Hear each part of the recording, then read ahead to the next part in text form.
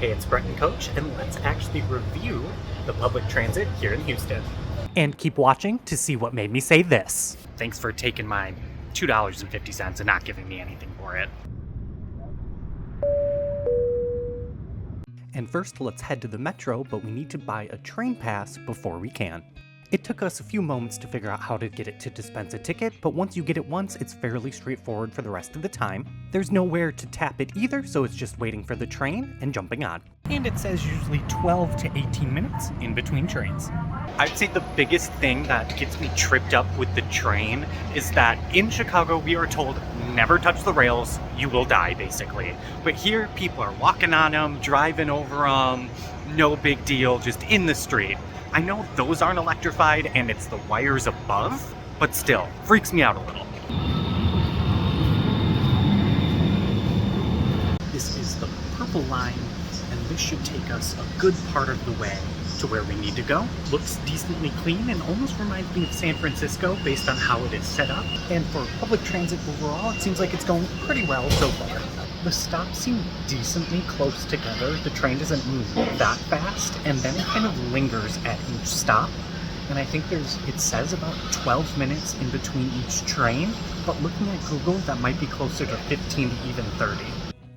And I rode the train a couple different times throughout the week staying in Houston, but it never has been crowded. Even though it goes by some pretty big famous landmarks, there's always a place to grab a seat and enjoy the view.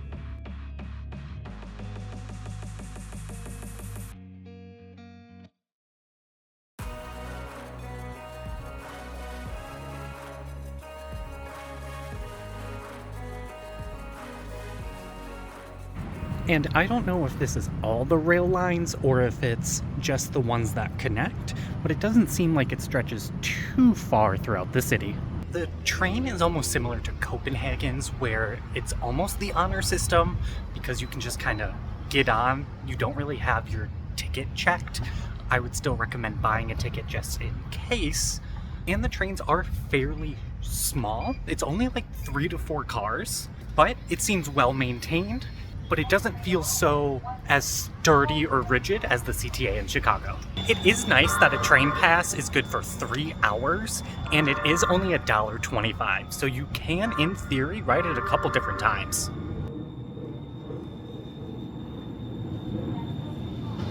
I do think the train or metro is very clean, at least compared to the CTA. No piece mount. It's pretty simple to figure out. Each train has a different color, and then it has what the end stop is, so same as the CTA. So it's pretty easy just to figure out once you actually look at the map and understand where you're trying to go. I also do like that the train itself is on street level, so you don't have to really go underground. Or if it's like an elevated line, it feels like you're almost disconnected to the rest of the city, but this is on the street. I actually just had this thought in regards to the 3-hour limit. I wonder if it's an anti-homelessness thing, so homeless people can't buy a pass and like on the CTA and then just ride it for however long they need to. So I wonder if that's the reason why and not a money-making reason why. Something to think about. Let me know in the comments below if I'm onto something or if something else is the case. And enjoy the time lapse of the purple line heading into downtown.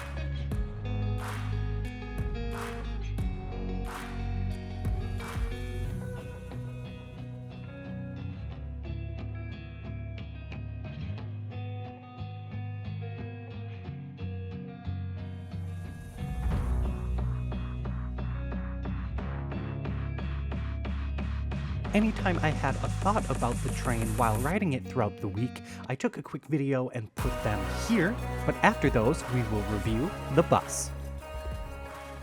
I do like you are able to see everything on the train all at once, just because it's basically one giant tube.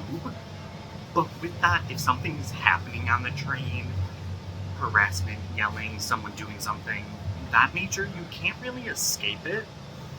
But I've never been on this train long enough to really think that would be an issue, or I haven't really seen anyone acting out on the train. A quick critique of the Metro is that sometimes you'll buy a ticket and you'll need the little pass and it just won't give you one. Thanks for taking my $2.50 and not giving me anything for it. Hopefully we don't get stopped, because we won't have a pass and I'll just have to show my bank receipt. So I entered in my thing and it says processing, but it's not giving a pass. It's a little nerve-wracking when the machine doesn't work. It just keeps saying transaction disrupted, can't print ticket, nothing goes through. So we just get on the train because we tried, and then there's a ticket agent. Didn't say a word, didn't check anything, but it was still like, what's gonna happen? When it came to the bus, we did ride it twice, once from the airport to downtown, and getting back to the airport. And don't forget to check out all my Houston vlogs. We will be jumping on the 102 bus back to IAH Airport. Let's review this bus. Granted, it said it was going to be delayed 6 minutes. It showed up on time.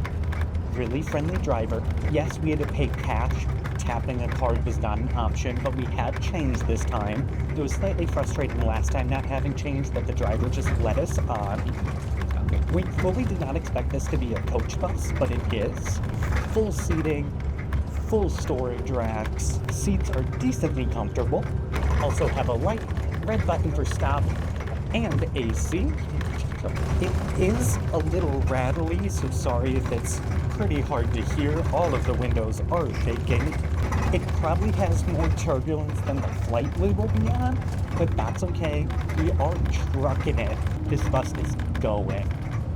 It is an express bus to the airport, so it's downtown to the airport. It has a couple stops here and there, but for the most part, it is one long journey, about an hour long total.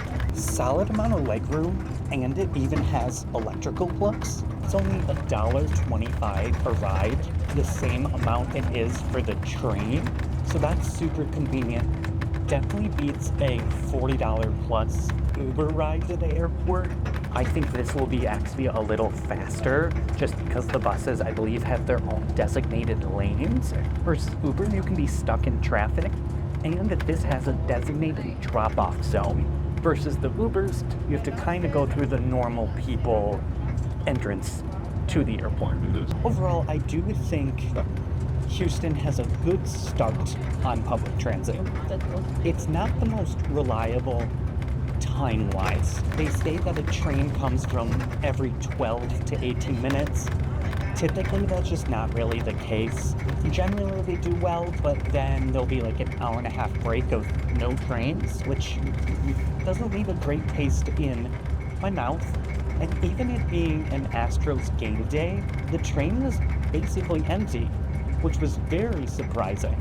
The longest train I've seen was only about 3 car lengths wide, and we basically rode it end to end. There's only one stop on the purple line that I don't think we ended up at, and that was the very end, relatively clean. There were some messes here and there, but that's public transit. This bus, spotless. Yeah, the window's a little dirty, but the people leaning on it, touching it, looking out the window. The seats themselves are clean. Everything is nice. Correction, the port does not work. For the trains and buses, I would give reliability a 6 out of 10, just because there was one time that I gave myself 45 minutes for a 20-minute train ride, and I still had an order an Uber. That doesn't make me feel good, especially when that was at peak hours of the day, where it says the train is every 12 minutes. For the bus, both of them were generally on time. They are about 30 minutes spaced out, so if one is delayed or is a ghost bus, that may put you back a good while. For price, I would say the price is solid. For $1.25 is fairly cheap, and that's good for 3 hours on the train. But the cons with that is it didn't take my card half the time. But then there were also times where my card worked, or we paid with cash, and then a card wouldn't even be dispensed. So if someone did stop us to check our train fare, we paid for it, but we couldn't prove it unless we asked for a receipt, which we didn't always do, or bring up our bank statements and show it to someone, and hopefully they believe us. Thankfully, with that, no one has ever stopped us and checked. We did see one person that was a ticket attendant that could have checked our fares, but it looked like she was just riding on the trail, not really enforcing anything.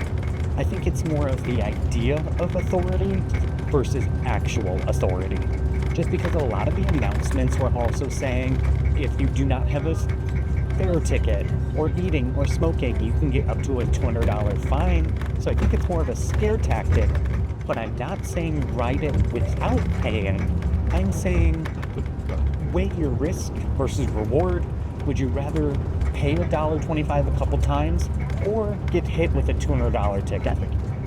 Use your best judgment there. I'd probably give the bus 8 out of 10. If it was a little less creaky, maybe I would up it. For the tram, I would also probably give that a 7. Overall, I would say if you are in Houston and public transit is possible for you, take it. It's going to save you money in the long run versus taking Uber and Lyfts. And the train is a good way to see parts of the city that maybe you wouldn't see if you weren't traveling on it otherwise. Ease of access from the airport for the bus gets you pretty quick to downtown. But it's always fun to get on public transit in different cities just to see how different cities solve the transportation problem. And this has been Brett and Coach reviewing the public transit in Houston. And don't forget to like, comment, and subscribe. And I will see you next time in Coach.